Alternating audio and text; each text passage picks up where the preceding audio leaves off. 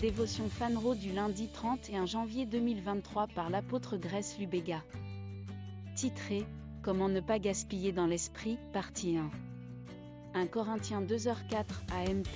Et mon langage et mon message n'étaient pas énoncés dans des paroles de sagesse persuasive, séduisantes et plausibles, mais ils étaient dans la démonstration du Saint-Esprit et de la puissance, une preuve par l'Esprit et la puissance de Dieu, opérant sur moi et agitant dans l'esprit de mes auditeurs les émotions les plus saintes et ainsi les persuader. En tant que ministre de l'Évangile, le Seigneur nous a appelés à ne pas simplement prêcher ou démontrer sa puissance. Dans tout ce que nous faisons, nous devrions, comme Paul, susciter dans l'esprit de nos auditeurs les émotions les plus saintes, les persuadant ainsi. Le gaspillage spirituel se produit lorsque tout ce que nous faisons est d'éveiller les gens par nos dons à l'excitation mentale et non à une profonde conviction spirituelle. En tant qu'hommes et femmes de Dieu, quelle est la fin de votre prophétie? Que les hommes sachent qu'en tant qu'hommes de Dieu, vous voyez dans l'esprit. Quelle est la fin de votre adoration?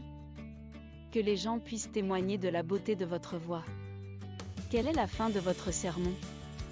Que vos auditeurs s'émerveillent de la qualité de votre connaissance de la Bible.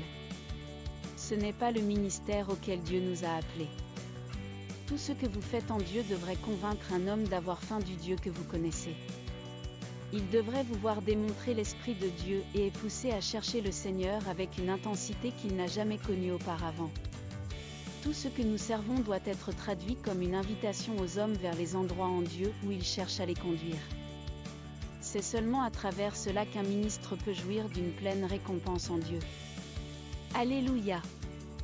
Étude complémentaire, 1 Corinthiens 4, 20, 1 Thessaloniciens 1, 5. Golden Nugget, tout ce que nous servons doit être traduit comme une invitation aux hommes vers les endroits en Dieu où il cherche à les conduire.